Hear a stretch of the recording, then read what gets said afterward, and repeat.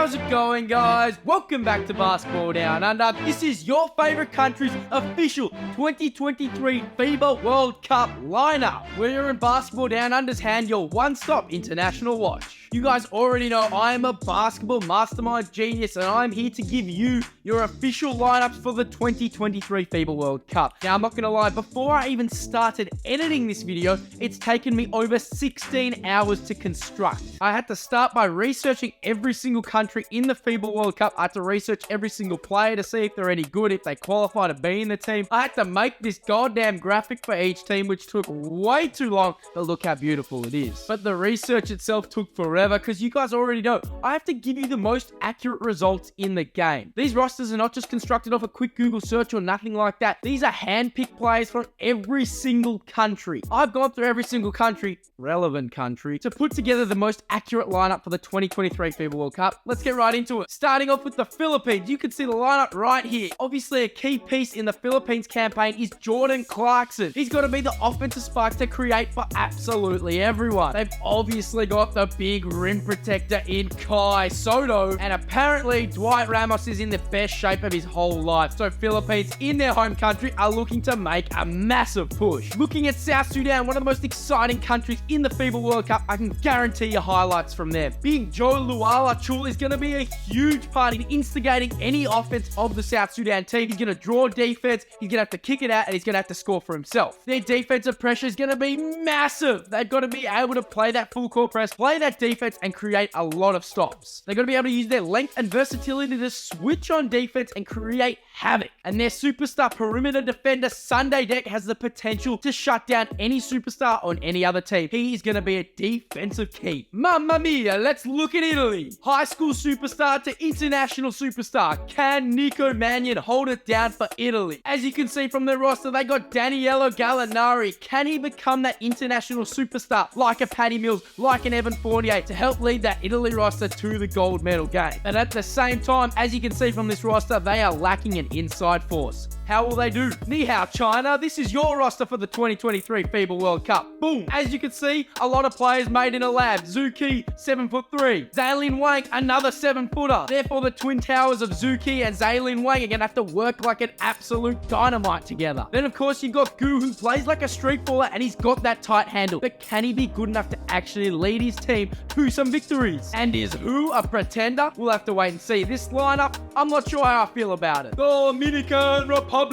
How are they going to do in the FIBA World Cup? This is their roster. Karl Anthony Towns, Al Horford. Can that be an inside presence to lead a whole country to victory? Because I know Chris Duarte, he's going to be an international superstar and take everyone by storm. He's going to have a bunch of 30-point games. Along with him, Eloy Vargas could be absolutely pivotal. While at the same time, all these role players need to play their role, hit shots, and play D for them to have any sort of chance. Go, go, go, go, go, go, go, go, go, go, Greece! How is their lineup gonna do? It's filled with Antetokounmpo. And you already know you got Giannis. He's going to draw all the defense. He's committed to the squad. He's committed to the cause. He can create for absolutely everyone. Thanasi, Alex, all the other Antetokounmpos, they're going to have to lift their game, of course. If you want to keep it out the family, Papa Giannis is going to be absolutely pivotal to the Greece's success too. At the same time, all these role players are going to have to hit shots for Greece to be any sort of chance. Giannis is going to draw that D. Can these players hit their shots and play that defense? As an Aussie's arch rival, how will New Zealand's roster look for the 2023 FIBA World Cup? It's unfortunately going to be a disappointing campaign, and that's not even biased. Corey Webster, Shea Ely are going to have to play beyond their level to be a backcourt to compete with any other big-time country. If they want to win games, those two are going to really have to step up. But one of the biggest smokies for New Zealand is Flynn Cameron. I'm telling you, that kid is going to have a bunch of 20 to 30-point games, and he's going to be crucial for New Zealand's victories. Big ol' Steven Adams not playing once again, massive loss. Let's look at Serbia's roster now. Must I say any more than Nikola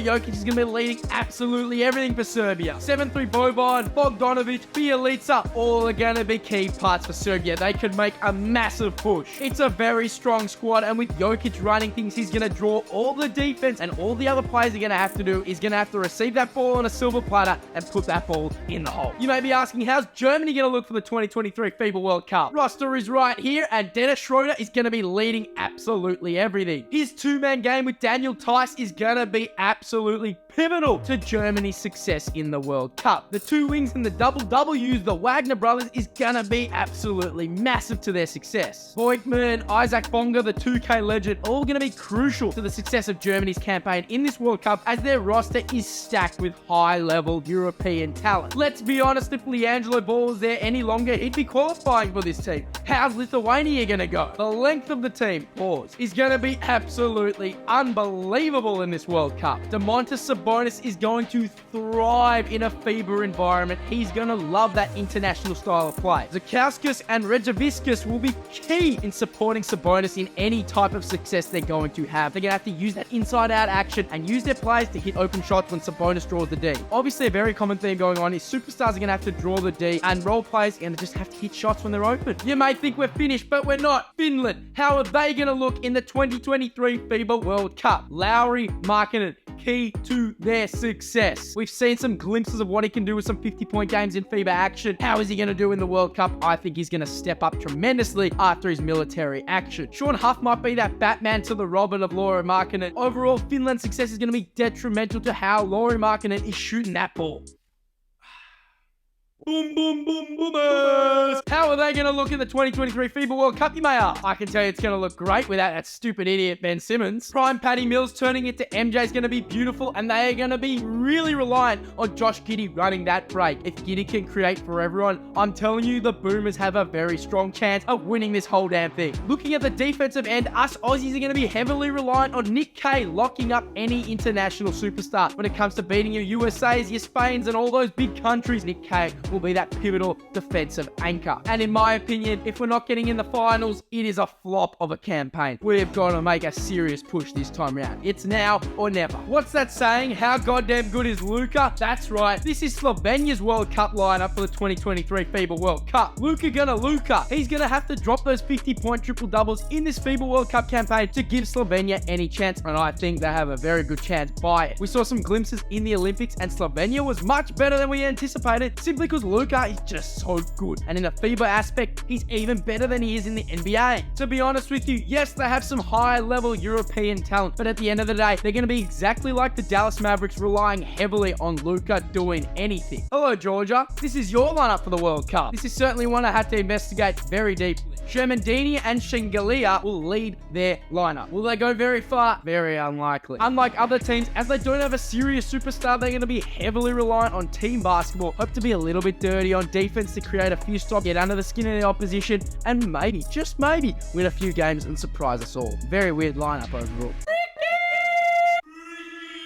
How will Spain go in the 2023 FIBA World Cup? This is a powerhouse team. Hernan Gomez brothers, Ricky Rubio, the Fernandez brothers. This is a lineup not to forget. Lal as well seems to be the most clutch player in FIBA basketball, and he knows how to open the bank when the bank is closed and bank in a bunch of ridiculous shots. Unlike other countries, they have a lot of high-level EuroLeague talent that is so used to the FIBA rule. And with Lal being just ridiculously clutch, I can see them going very far, a very strong lineup, very enticing to see what's going to happen. Top it off with a fair bit of chemistry, it's a very good recipe for success. Can Shai Gilgeous-Alexander actually lead Canada to the 2023 FIBA World Cup champions? I think a very strong potential. Their lineup's looking like this, and I think Shai is going to seriously adjust to the FIBA World Cup rules better than a lot of NBA superstars. He plays at his own speed and never gets sped up, so it's going to really suit him against these really tight defenders. Corey Joseph as well, for some reason, gives me the vibe that he's going to be unbelievable since he's got that Canadian veteranship. But for some reason, they just don't have an it factor as a lineup as a whole. Something about it, they just don't spark chemistry and a want to actually win. Canada have something that other countries don't. They have a defensive stopper in Lou Dort. I can guarantee you whichever country Canada are playing, Lou Dort is going to be going straight to the superstar and shutting him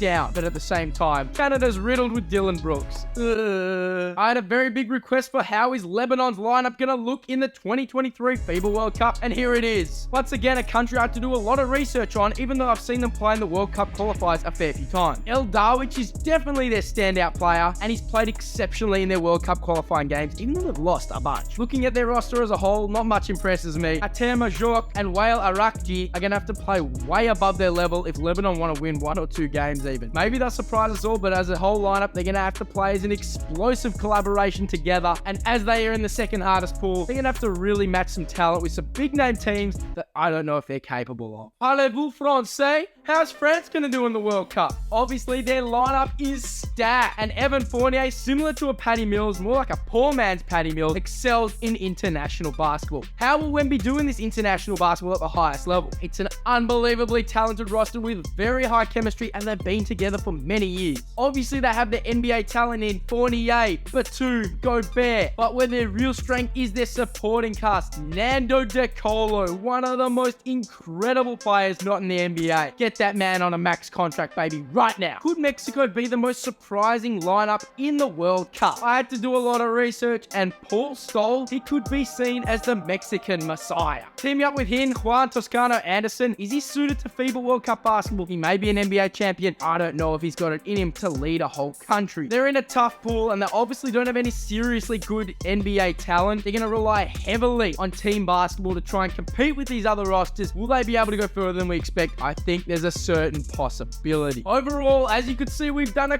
quick synopsis on each single lineup in the World Cup. I did miss a few countries, but to be honest with you, this took so long, and those other countries didn't really spark many people's interest. But if you want, I'll make a more in-depth analysis on every single country. Let me know in the comments below. I'm seriously excited for the FIBA World Cup. If you couldn't tell, who makes lineups of every single country if they weren't interested? Like, honestly. And the research that I did, hopefully you guys agree. If you don't, let me know in the comments below if you think the lineup should be any different. And you also might be wondering, why have you not done Team USA's lineup for the World Cup? I just don't respect them as a team. They're going to bring talent. It's going to be good. We all know that. But at the end of the day, players pull out and come back in all the time because they have no real loyalty to the team. Because at the end of the day, they're only worrying about their NBA contracts. And I sort of get that. You want to get paid. You're not getting paid in international basketball. But you should want to be patriotic and represent your own country. I think I might get to the USA a little bit down the track. There is some leaks on who they think's going to play for them. But I wouldn't be trusting any of that because there's a high likelihood people will drop out, people will come back in. Who cares though? Let's be honest, they're not winning. It's going to be the Boomers. Anyways, guys, thank you so much for watching. Please remember to like, comment, and subscribe. Share this with your friends, and I'll catch you later. I'm not going to lie, this video is taking me ages to edit. It's taking me ages to prepare. All your support, greatly appreciated.